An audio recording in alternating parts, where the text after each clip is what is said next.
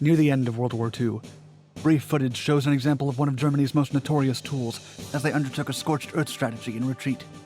As the war turned in the Allies' favor, the Germans sought to hamper their pursuers by destroying any and all transportation infrastructure in their fallback to their homeland.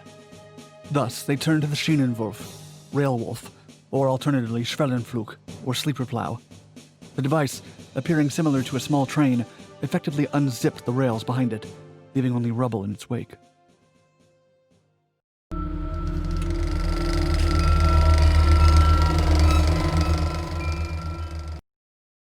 Scorched Earth. The Union of Soviet Socialist Republic, USSR, had multiple distinct governments adopt a partial scorched earth policy in June of 1941 after Germany's attack. That way, they would deny the enemy access to telecommunications, railways, and industry and electricity resources. At the time, they destroyed their telegraph network sectors, making sure the Germans had to bring their own communications equipment. The Soviets collapsed mine shafts. They blew up infrastructures such as bridges and electrical generators, often causing more damage than the invaders. The German forces of the Army Group North and Army Group Don also adopted the technique once they destroyed food supplies during military operations. They forcibly sequestered crops, razed settlements, and burnt down farms. The idea behind the German destruction of the countryside was to slow down the Soviet army and help save civilians.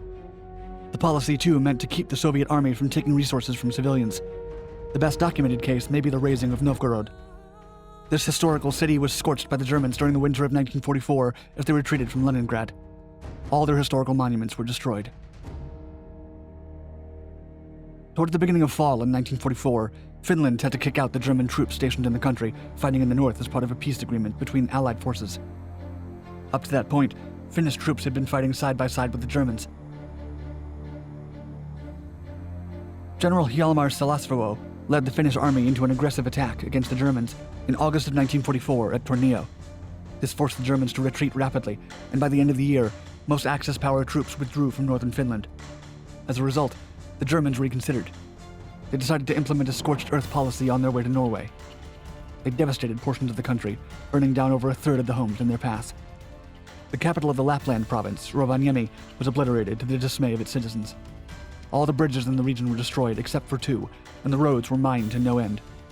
The massacre was later referred to as the Lapland War. When the Soviets started entering northern Norway, the Germans also pursued a scorched earth policy for their retreat. They blew up any building that could offer shelter to the enemy. Their goal, to create a buffer zone between them and Soviet troops. Adolf Hitler himself ordered Albert Speer, Minister of Armaments, to commence nationwide destruction of infrastructure through his 1945 Nero decree.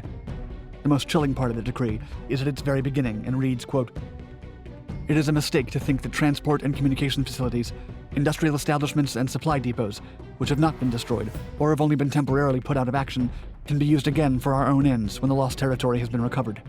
The enemy will leave us nothing but scorched earth when he withdraws, without paying the slightest regard to the population. I therefore order all military transport and communication facilities, industrial establishments and supply depots, as well as anything else of value within Reich territory, which could in any way be used by the enemy immediately or within the foreseeable future for the prosecution of the war, will be destroyed." Yet even Speer refused to follow the decree. Once earlier in the war, he had refused to destroy the French industrial system during the German retreat. He had gotten away with disobedience in France, even with Hitler's knowledge of it. One of the most valuable pieces of technology during the German destruction of its own resources was the Schienenwolf, or Schwellenpflug, the railroad plow used in Germany, Czechoslovakia, and other occupied territories. Schwellenpflug, or Schienenwolf. The German Schwellenpflug, or Schienenwolf, is a type of railroad plow. As the vehicle travels down a railroad, its massive hook-shaped plow pulls up tracks, virtually destroying it. Used to implement Hitler's scorched earth policy, it destroyed several sleepers by the end of the war. The enemy couldn't use them.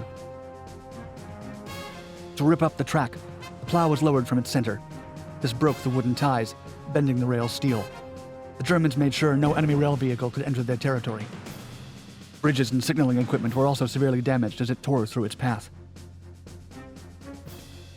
The Imperial Russian Army used a similar device during the First World War.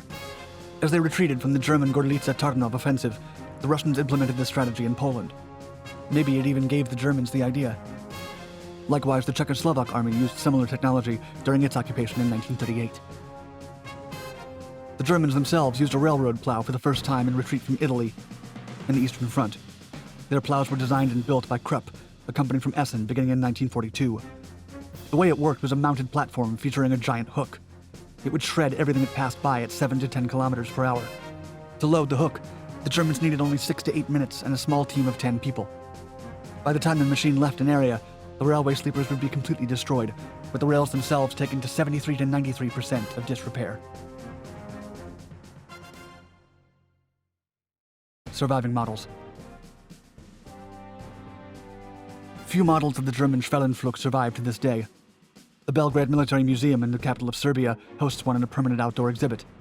At the Historical Museum of Bosnia and Herzegovina, one is on permanent display at the museum's entrance.